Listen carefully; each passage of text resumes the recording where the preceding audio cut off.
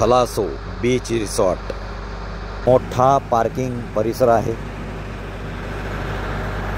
जसं म्हटलं लिहिलेलं आहे त्याचप्रमाणे आहे। रिसेप्शन एरिया, वायफाय सुविधा, रिसॉर्टमध्ये स्विमिंग पूल देखील आहे। छान कॉटेज टाईप रूम आहे, खाली वरती फॅमिली रूम। या रिसॉर्टला जेव्हा तुम्ही भेट देणार ना तर एक अनुभव तुम्हाला जो येणार आहे, वेगळाच अनुभव। इथलं अगदी कुठल्याही कॉटेजमधून तुम्ही सगळं अगदी समुद्राचा समोरचा नजारा तुम्ही बघू शकता। एवढं अप्रतिम आहे, छान आहे। थलासो रिसॉर्ट दापोली खूपच सुंदर आहे। आम्ही गेलो आहे, तुम्ही देखील नक्कीच इथे व्हिजिट करा। ही फॅमिली रूम आहे, असे सिंगल रूम देखील आहे कपलसाठी।